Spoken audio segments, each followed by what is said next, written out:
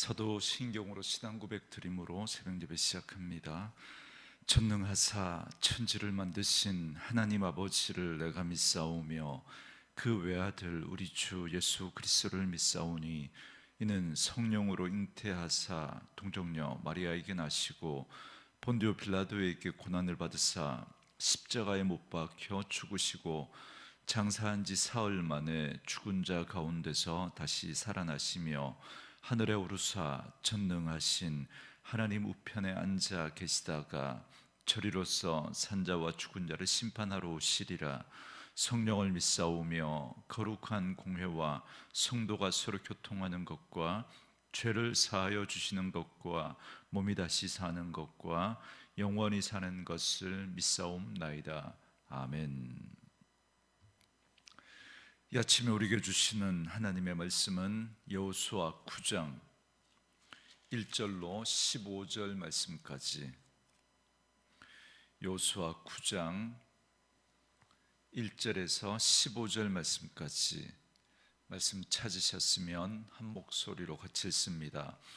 이 일 후에 요단 서쪽 산지와 평지와 레바논 앞 대해 연안에 있는 헷 사람과 아모리 사람과 가나안 사람과 브리스 사람과 히위 사람과 여부스 사람의 모든 왕들이 이 일을 듣고 모여서 일심으로 여호수아와 이스라엘에 맞서서 싸우려 하더라.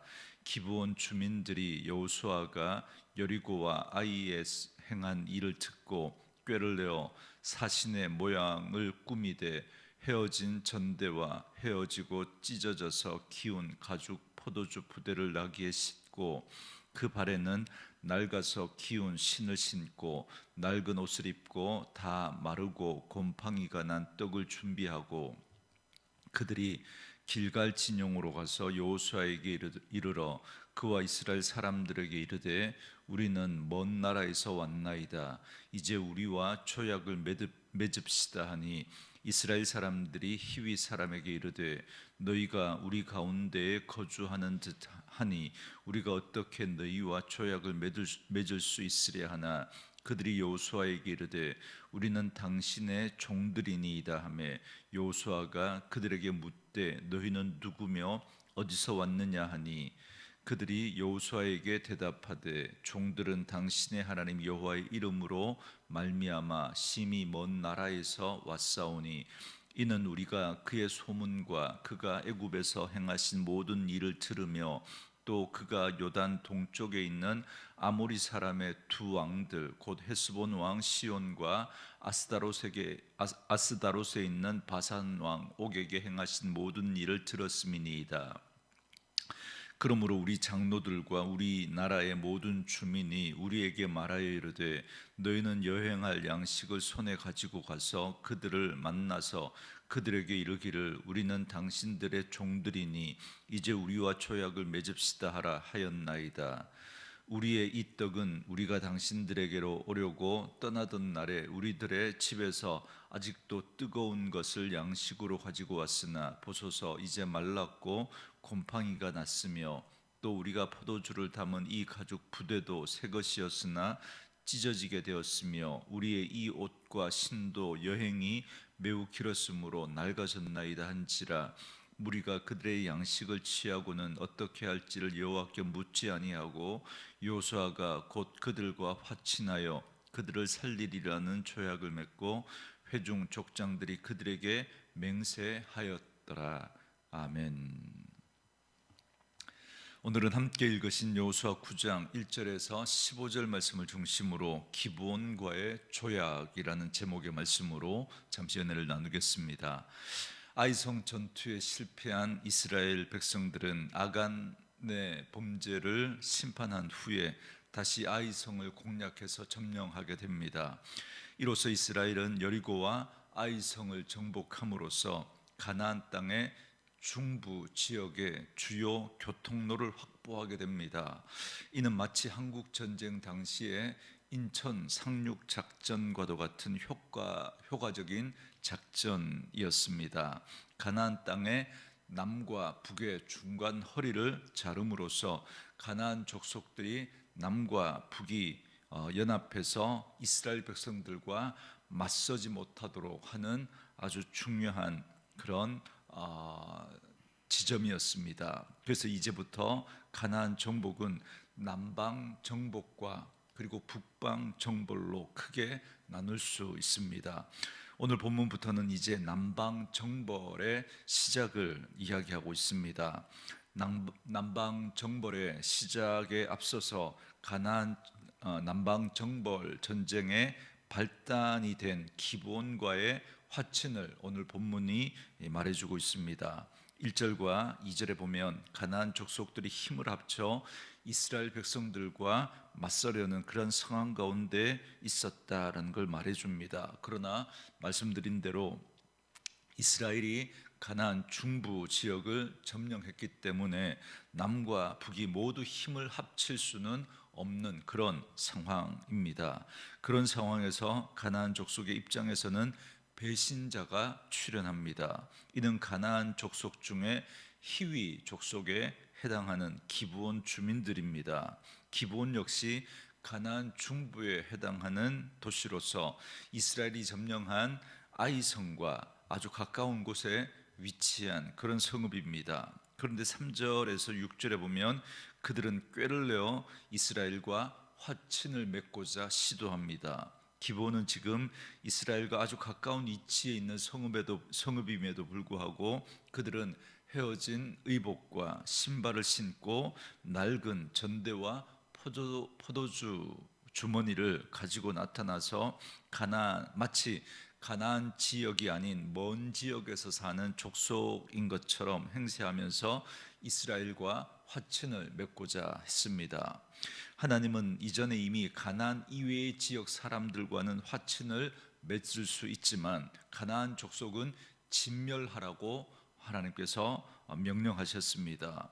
왜냐하면 먼 나라 백성이라면 이스라엘에게 영향을 크게 줄 수 없지만 그러나 가까이 있는 백성은 이스라엘을 우상 숭배의 길로 그리고 죄악의 길로 이끌 수 있기 때문에 하나님께서 이것을 미리 염려하시고 먼 나라들과는 화친을 맺을 수 있지만 가까운 이 가나안 족속은 진멸하라고 말씀하셨던 겁니다. 죄는 오염되기가 쉽습니다. 가까이 있으면 가까이 있을수록 오염의 속도나 정도가 빠르고 강합니다. 그래서 진리가 아닌 것은 아예 가까이 하지 않는 것이 좋습니다. 악한 것은 보는 것만으로도 영향을 받을 수 있기 때문에 그렇습니다. 그런데 이 죄나 또 우리의 인생에서 범하는 실수와 같은 것을 피하기가 여간 어렵지 않습니다.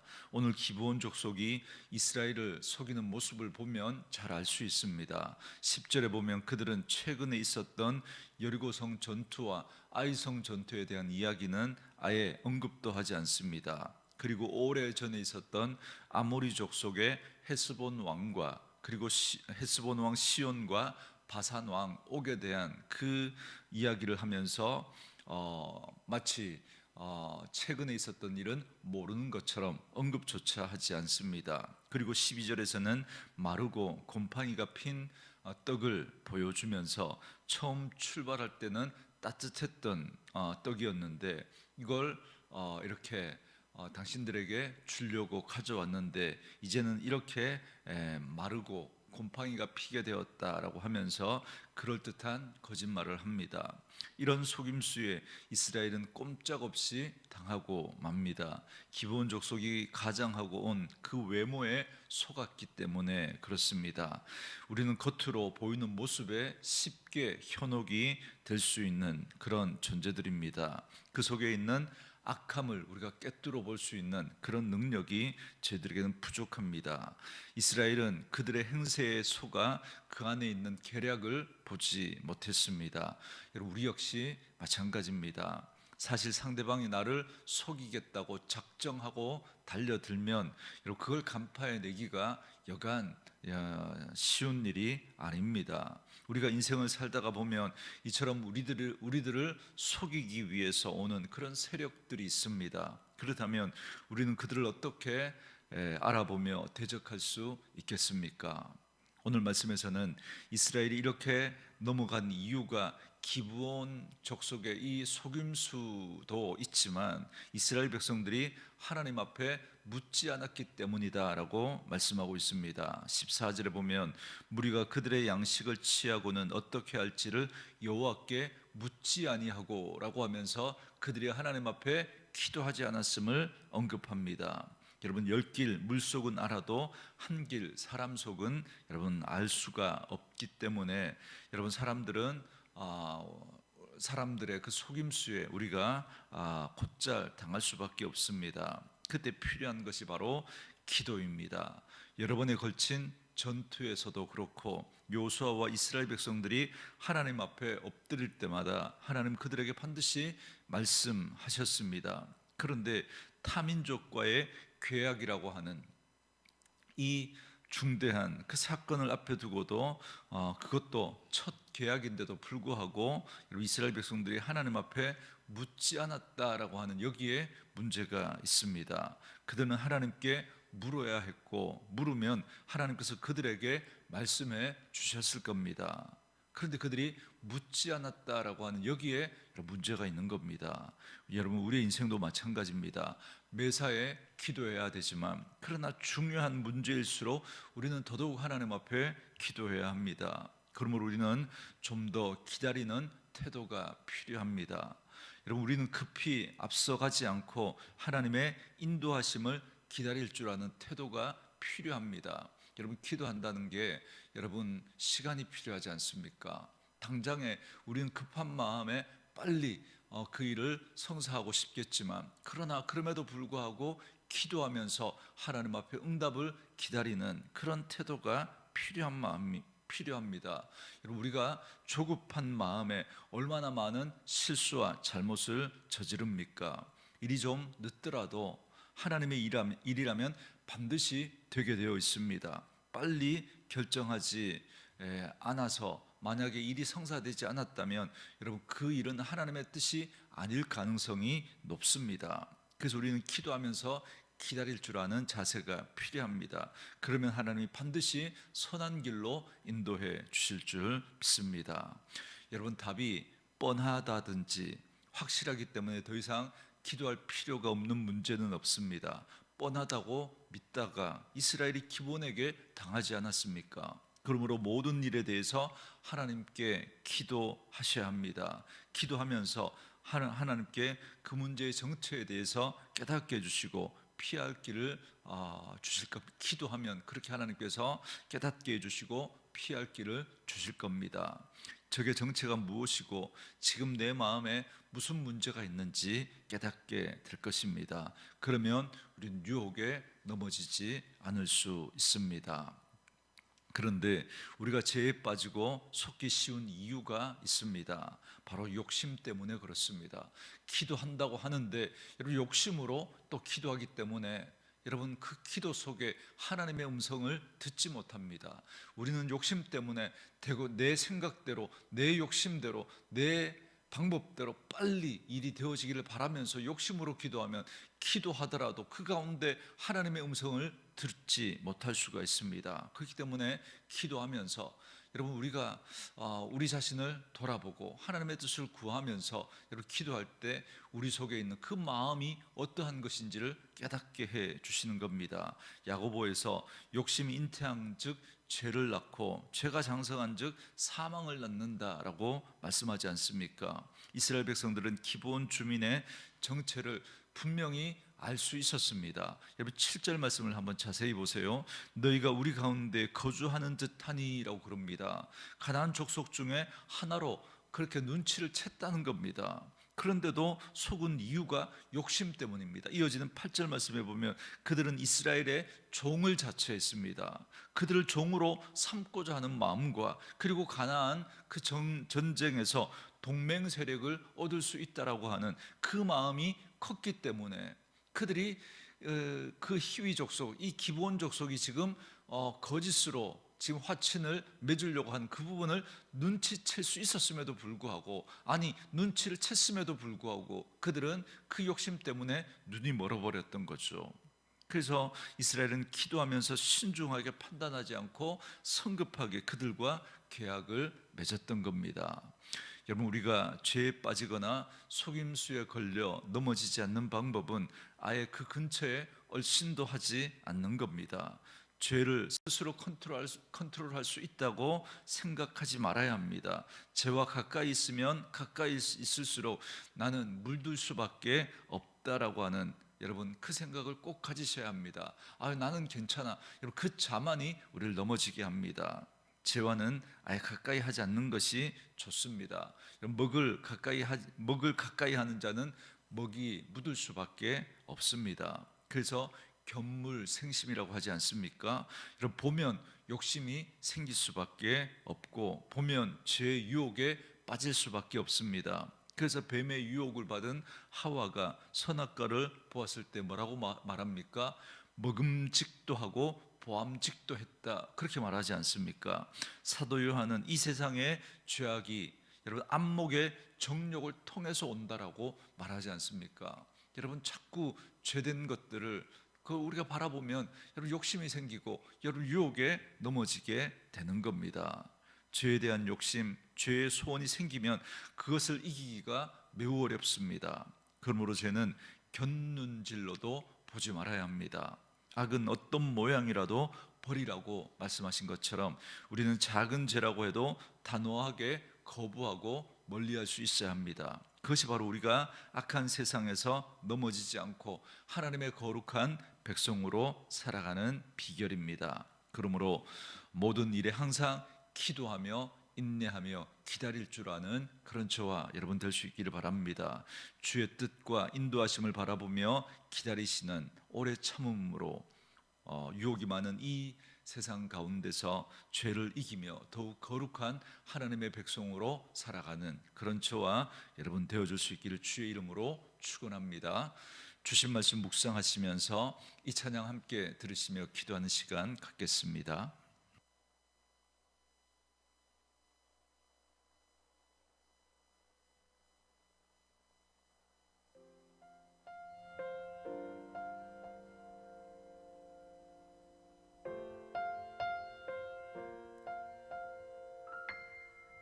세상의 유혹 시험이 내게 몰려올 때에 나의 힘으로 그것들 모두 이길 수 없네.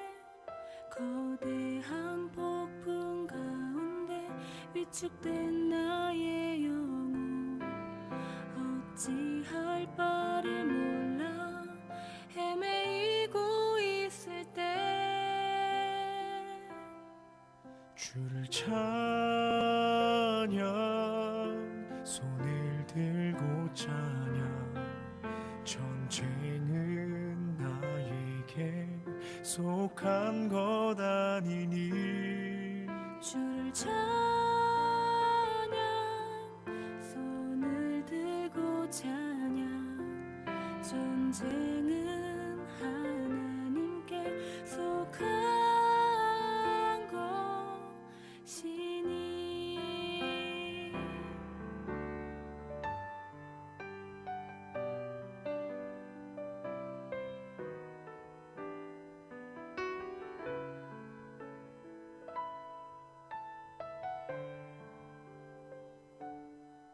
거짓과 속임수로 가득한 세상에서 어디로 갈지 몰라 머뭇거리고 있네. 공주의 권세 잡은 자 지금도 우리들은 실패와 절망으로 넘어뜨리려 하네. 주위를 둘러보면 아무도 없는 듯 믿음의 눈을 들면 보이는 분 계시네. 지금도 내 안에서 역사하고 계시는 사망과 어둠의 권세 물리치신 예수님. 주를 찬양, 손을 전쟁은 나에게 속한 것 아니니 주를 찬양 손을 들고 찬양 전쟁은 하나님께 속한 것이니 주를 찬양 주를 찬양 손을 들고 찬양 전쟁은 나에게 속한 것 아니니 주를 찬양 손을 들고 찬양 전쟁은 하나님께 속한 것이니 전쟁은 하나님께 속한